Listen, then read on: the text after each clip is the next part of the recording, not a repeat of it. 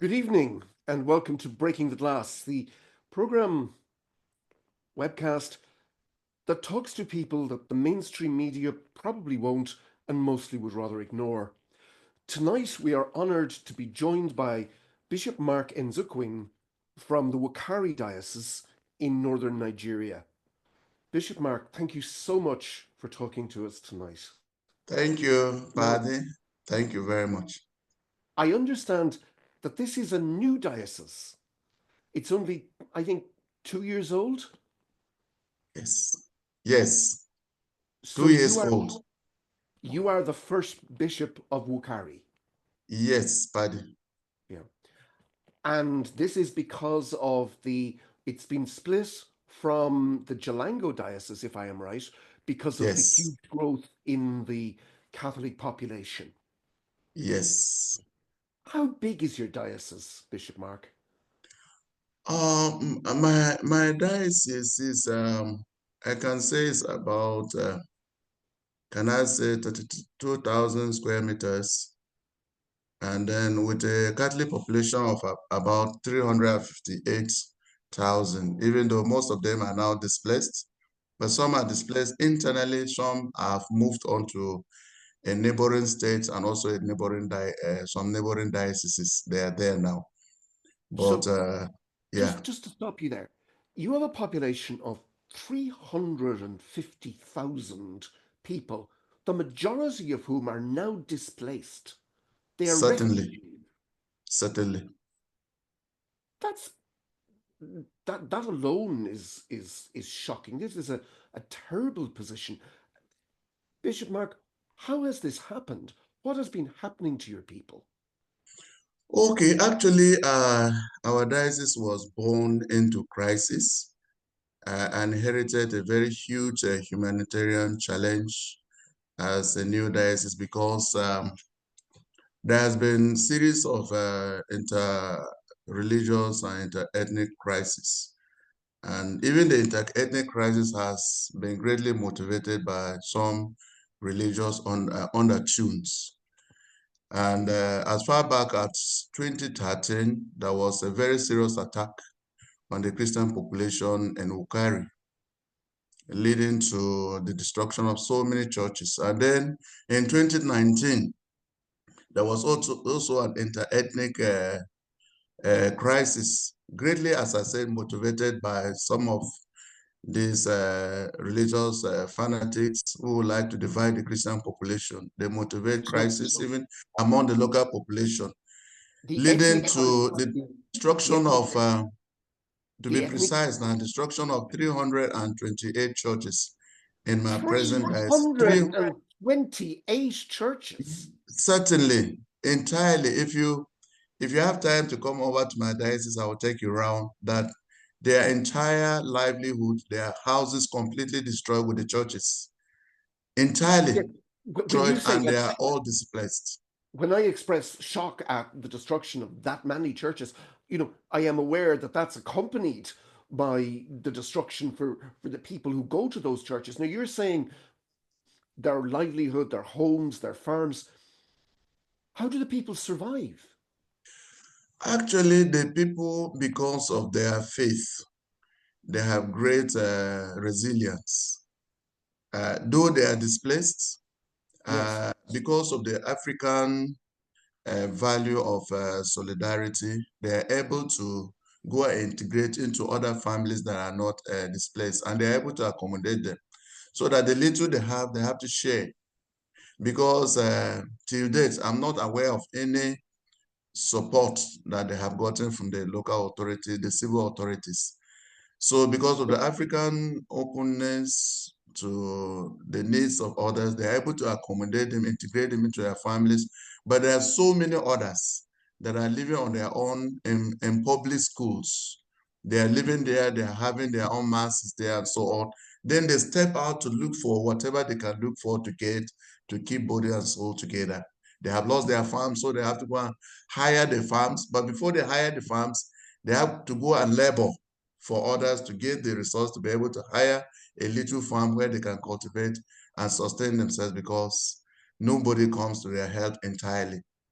We We are have made talking here. efforts to connect with the government, but it is not possible. They are not So interested in the our Nigerian, neither the Nigerian government nor the Taraba provincial government has helped you at all, has helped the people at no, all. to the best of my knowledge, I'm not aware of any support that has come through me for my people. Not aware since I came in 2 years ago. I'm not aware of any support of any And description that has come to these people. we are talking about hundreds of thousands of people displaced, as you said, living in primary schools or church halls, living with other family members away from their home villages. Certainly, certainly. There's so many of them. On Christmas Day, I had mass with a group. That one, they are actually my own very own people who had been under attack for 5 years.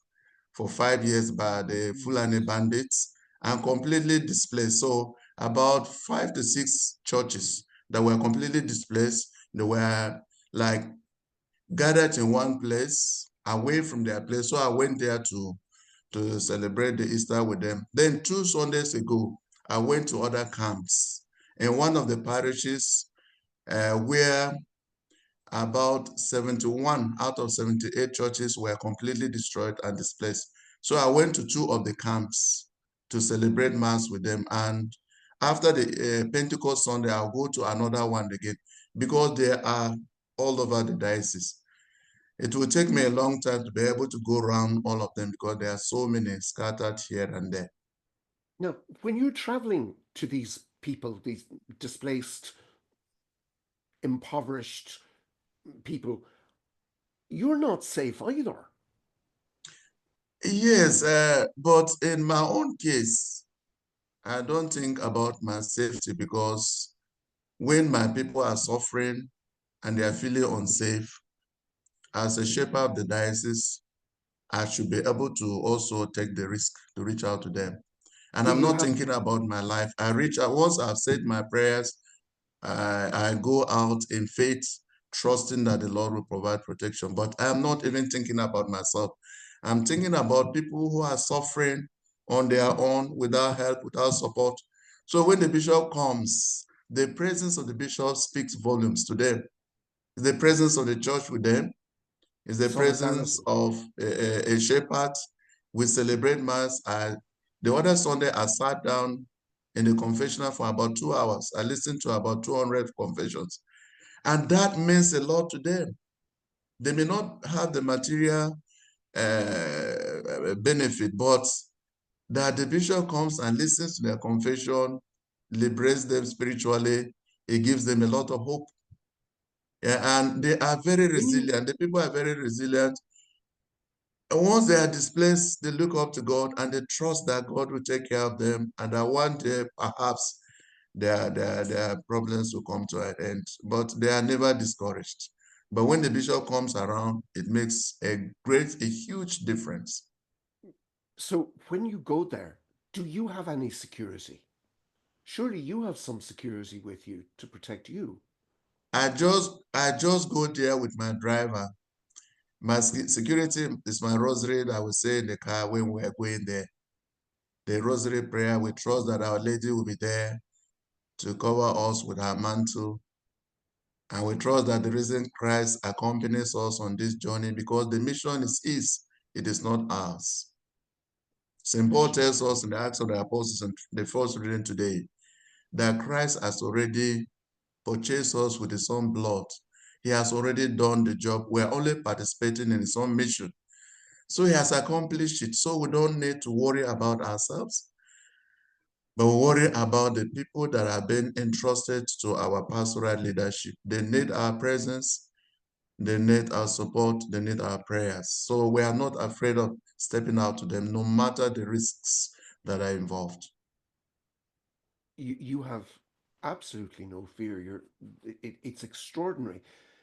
Tell me about these Fulani herdsmen and their war against the Christians, the Catholics of your diocese. Who are these people? Well,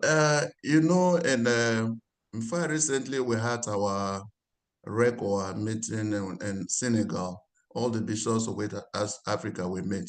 And one of the concerns raised at that meeting revolves around the grand plan of the Fulani headsmen hiding under the cover of the Islamic religion to go into Nigeria, the most populated country and the most promising country in Africa, to invade it, occupy the land, destroy the locals, and eventually take over. It's a grand plan. So we expressed that concern there. And the bishops of West Africa were worried. The bishops of Nigeria were very worried. And then we are seeing this playing out. In fact, these days we see a lot of mass burial in my own state, in my former state, former diocese of Jalingo. There's a place where the Fulanis invaded and killed scores and scores of people. There are over 40 or 50, and there was a mass burial. Then in my neighboring state, that is Benue State, where the Tea people are, recently too, there was mass burial because these are Christian region. The Middle Belt is a Christian region where the majority of the inhabitants are Christians. And yes. Since they have refused to succumb to Islam, these people try to invade, to put in fear into them, and so that they can maybe compel them to accept Islam, which they know that can never happen. Because the people are deeply rooted in Christianity, they love their Christian faith, and they are ready to die for it. But they are everywhere. They want to grab land.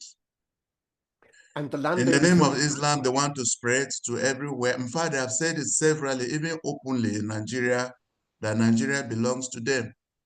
And until they are able to take over the country, they will never rest. And they will do whatever they can do to make sure that they take over the country. And we are suffering the backlash. As I told you, my own very own people, for 5 years running, they have been attacking and attacking because they are about 99% Christians, my own people. Yes. And they are not happy about it. They want to invade, they want to divide the people, they want to take over the lands. And it's a very serious issue. It's a huge issue. Bishop Mark, does the Nigerian government provide any military or security assistance? I mean, surely, you know, the citizens of Nigeria are under horrendous attack. Is the government doing anything? Actually, to some extent, like in our own region, the governors in my state, Taraba, and also the neighboring state, Benue, and even Plateau State, where they had mass burial recently, they are all states, Christian states, governed by Christians. I think out of the 19 states in the north, we have 3 that are governed by Christians. The other 16 are governed by Muslims. But they are not happy that we are having these states governed by Christians. So they want to do everything possible to take over these states. They do not yes, then you know the governors are trying their best to provide security, but security generally in Nigeria is controlled by the federal government.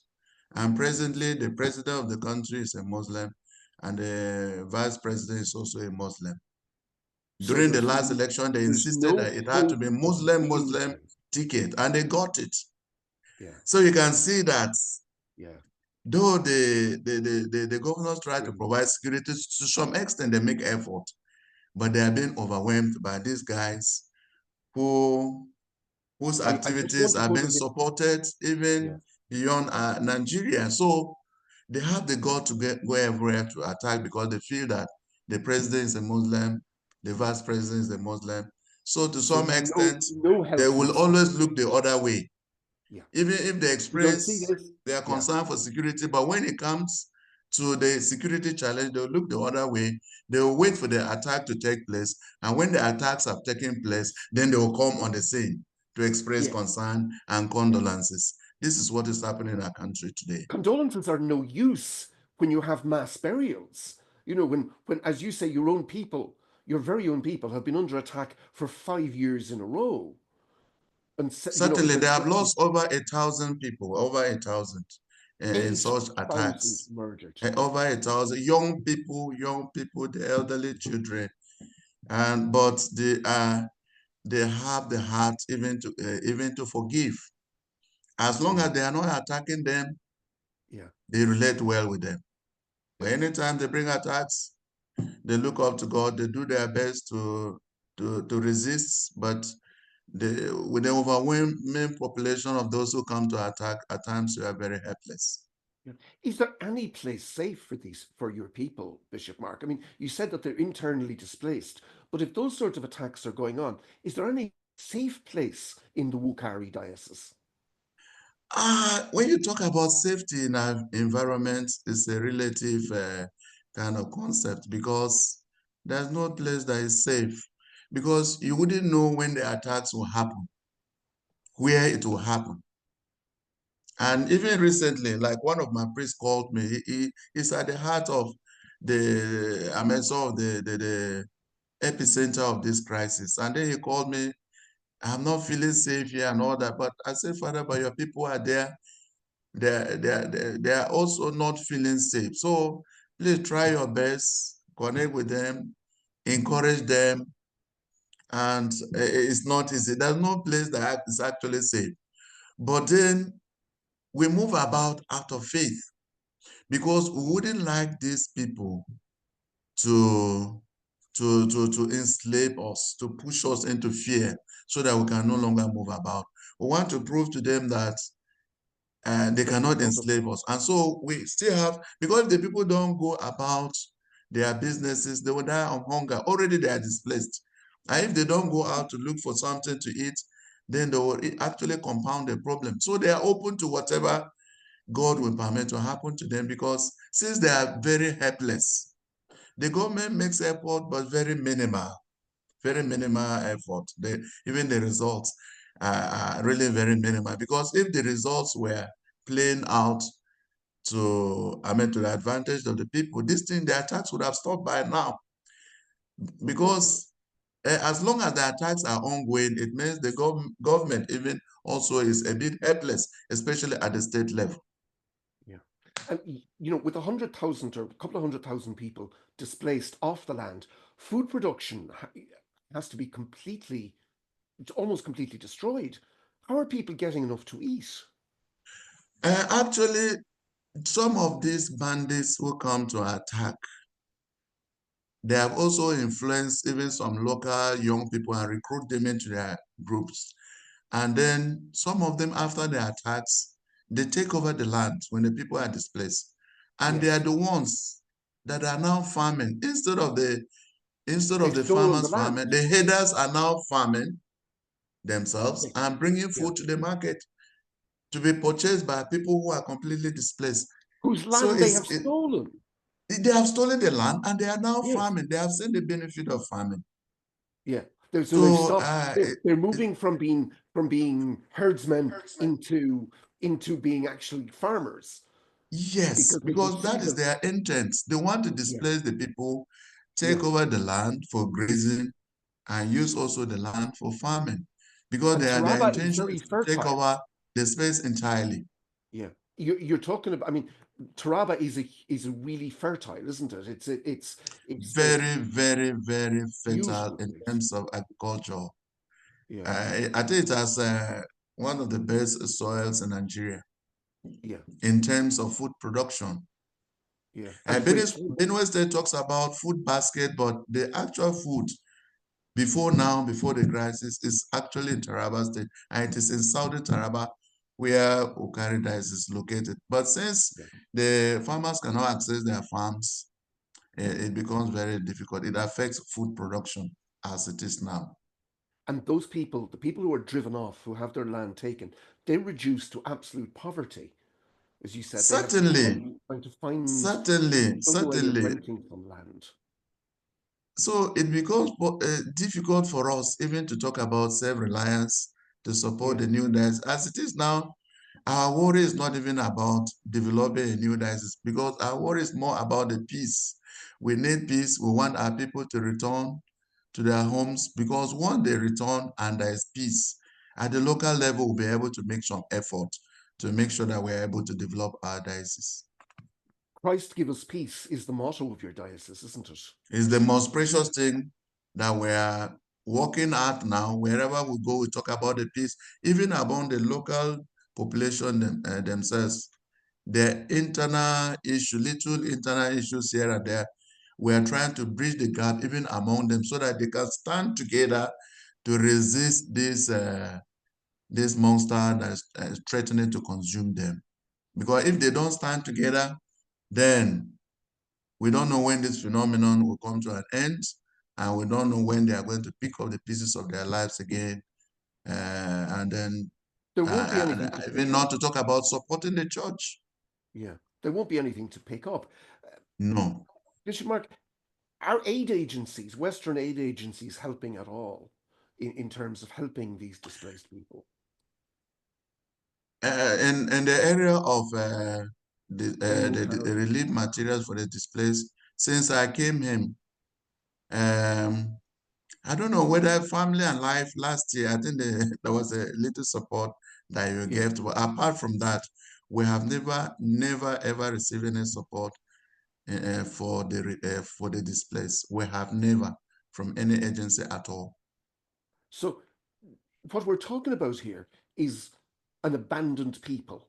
Wukari, with its 350,000 Catholics, most of them now displaced. They have no help from the Nigerian government in terms of security. The Western agencies that go on about helping the poor are not helping these displaced people. So the only help they have is when you turn up to pray with them. Certainly, for now. Because last Sunday, I went out and with a huge population, and so I will send a picture to you after this Please conversation. do. I was really moved, maybe to tears, but the tears didn't come out. They dropped into my heart because here is a huge population of displaced people, children, the elderly, they are all there, and then you cannot help. I felt so bad. I said, even if I had little resources anywhere in the diocese, I would sacrifice every other thing to make sure we purchase some foodstuff. I think we did some little purchasing with the little money we raised from the emergency fund, we call it in Nigeria. Yeah. But then the fund is nothing to write to my board because the very people that are supposed to contribute to this fund are largely displaced. So we have some little foodstuff. But as I went out and saw the They can't population, help I said, themselves. what is that to, I told him, I said, what is that to so many? As Christ expressed when the people were hungry. So the disciples said, what is that? No, That lives in the 5 fishes. loaves of bread, 2 fish. What is that to this population? This is what I told them.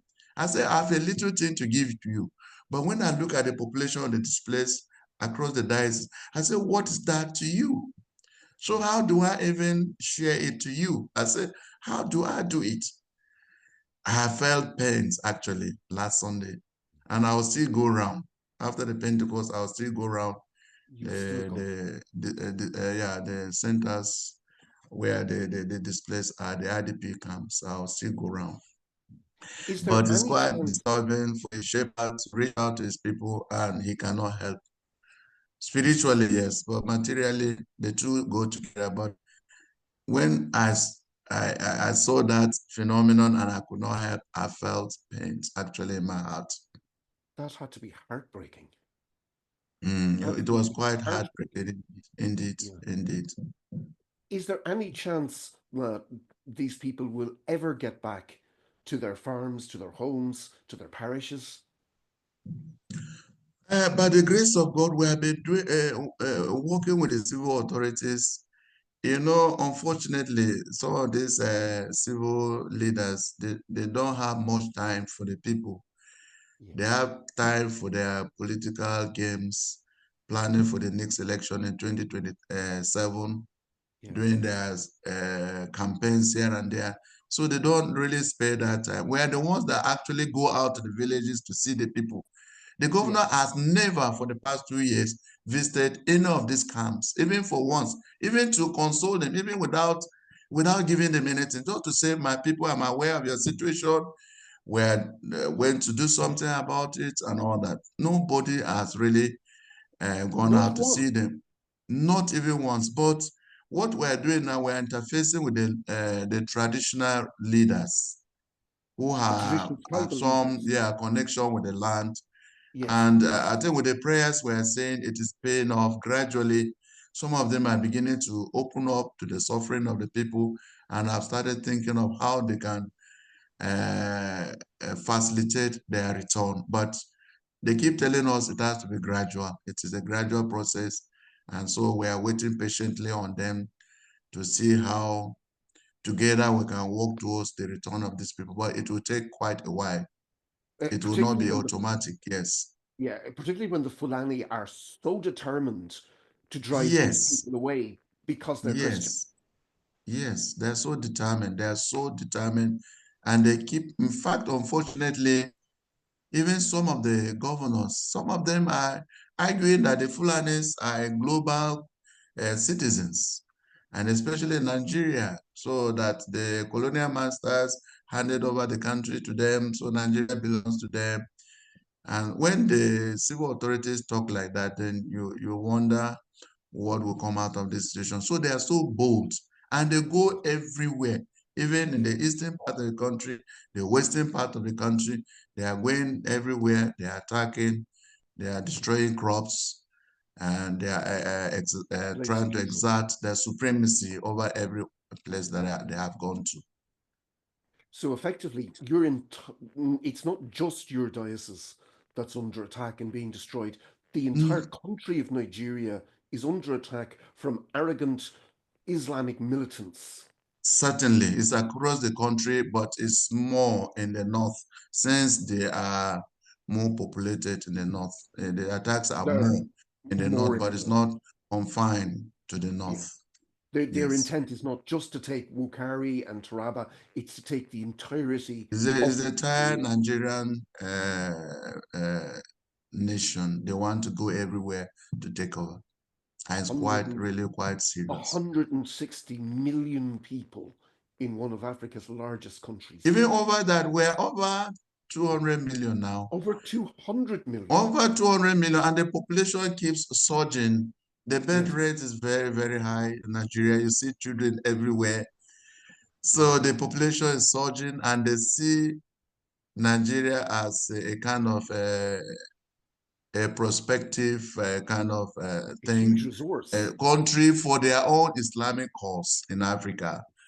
Yeah. So, but for me, for some of us religious leaders, we know that that is an impossible mission. You Yes. know, as Christ would say, do not be afraid of those who kill the body, but fear rather he who, after destroying the body, has the power to destroy the soul.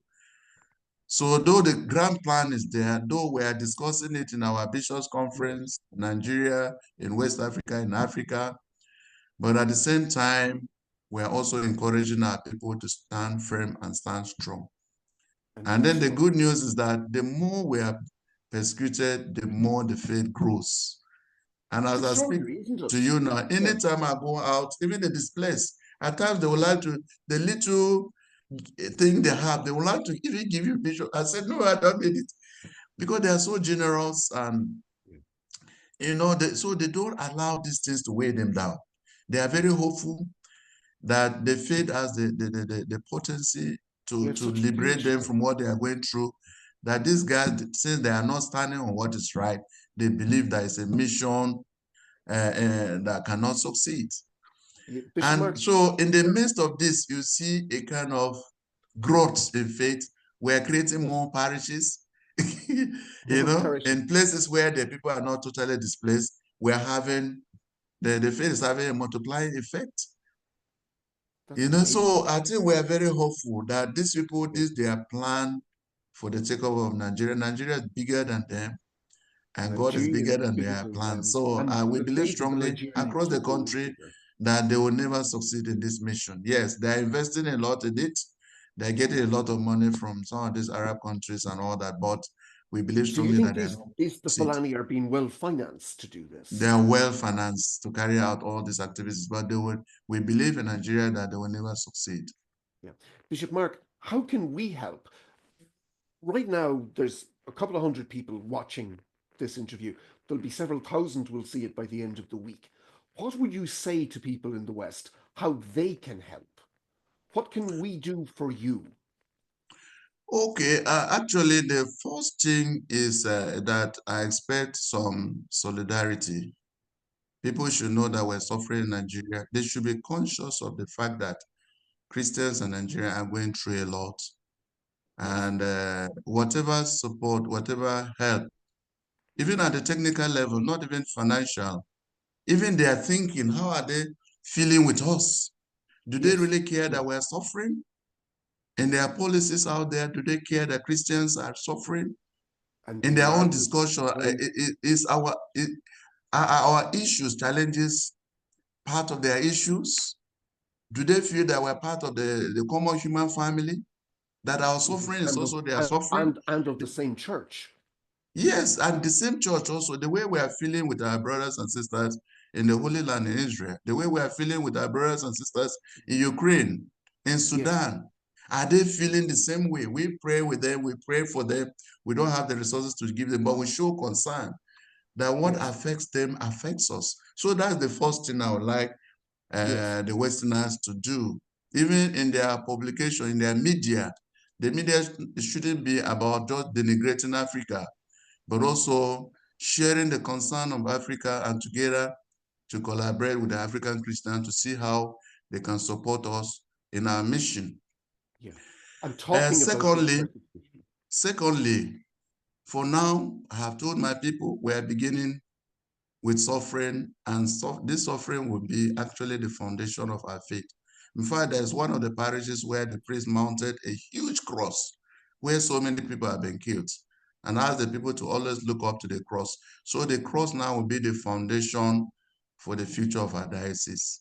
And we have a pilgrim center whereby we go there. Last year we went there to consecrate the diocese to Our Lady because there a priest was killed who was going on a peace mission. So we have Yeah, turned that place to be a pilgrimage center where we go there to pray together. And then this year we decided also to consecrate all our parishes actually to Our Lady. So as we are making this effort, we would like to ensure that we embark on systematic education of our young people. We want to yes, work on our schools to make sure that we have a boarding school in each of our 6 deaneries that we have now. And then we are going to work on medical facilities because most of these people that are displaced, they have no access to any medical facility that will even help them.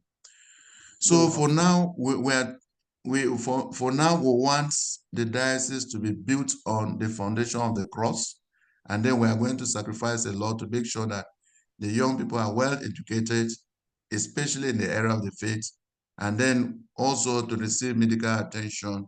That will be the area that will need very serious support to sustain our schools and then the medical facilities we are going to run. And then thirdly now, which is the practical one, the people are now hungry.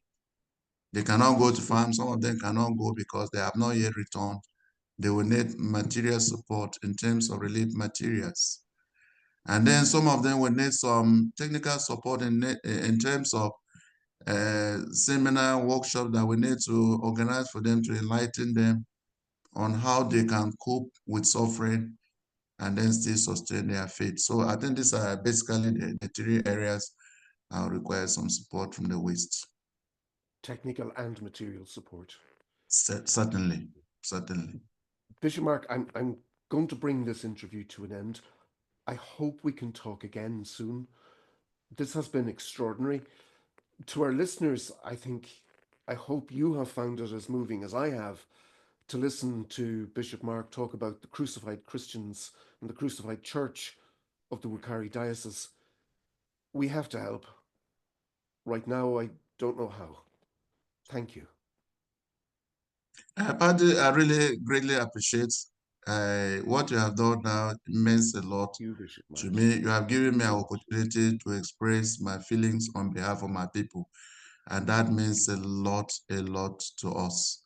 So be assured of our prayers, be assured of our solidarity with the church in Ireland that has been at the foundation of our church here. All that we have now was given to us by the missionaries from Ireland. We remain eternally indebted to the people of Ireland, to the Christians in Ireland, and then to the family and life who continue to promote life by reaching out to those who are greatly tried by the tragedy of life. Once again, thank you very much for this time you have given me and the opportunity you have given me to share our experiences. Thank you. Thank you, Bishop Mark. Good night and God bless. God